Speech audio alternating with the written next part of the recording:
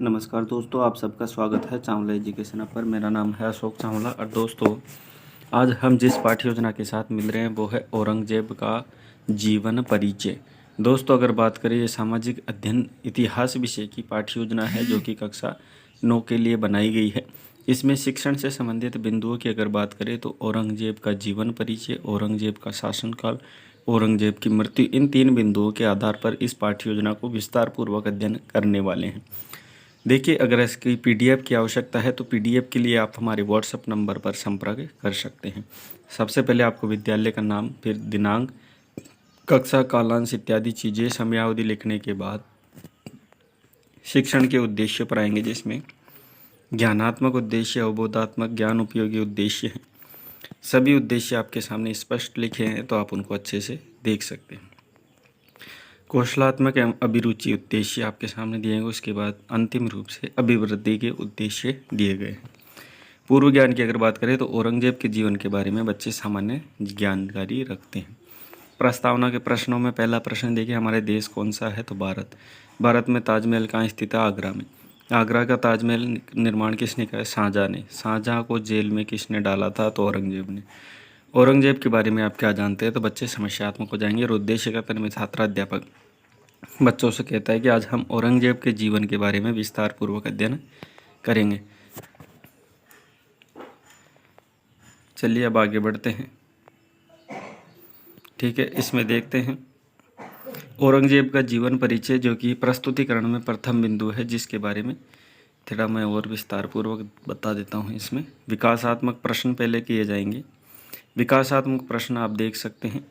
ताजमहल का निर्माण शाहजहाँ ने करवाया। शाहजहाँ के बाद शासन किसने किया? तो औरंगजेब। औरंगजेब के जीवन के बारे में आप क्या जानते हैं? तो समस्या। यहाँ पे औरंगजेब से संबंधित व्याख्या दी गई है। बौद्ध के यहाँ पे प्रश्न किए गए हैं। औरंगजेब का शासनकाल संबंधित विकासात्मक दूसरा बिंदु है, जिसमें विकासात्मक प्रश्न किए गएंगे, उसकी व्याख्या। और यहाँ पे देख सकते हैं आप, यहाँ पे छाया चित्र भी प्रयोग किया गया है और श्यामपट्ट कौशल। उसके बाद बढ़ते हैं दूसरे बिंदु की तरफ, जिसका व्याख्या यहाँ पे प्रस्तुत की गई है। ठीक है, आगे बढ़ते हैं उसके बौद्ध के प्रश्नों पर। और औरंगजेब की मृत्यु, जो कि अंतिम बिंदु है, उसमें विकासात्मक के प्रश्न यहाँ पे दिए गए हैं, जिनको देख सकते हैं। आगे बढ़ते हैं। ठीक है, यहाँ पे देख सकते हैं, यहाँ पर प्रश्न विकासात्मक प्रश्न दूसरा, यहाँ पे औरंगजेब की मृत्यु कब और कैसे हुई? तो समस्यात्मक हो जाएंगे।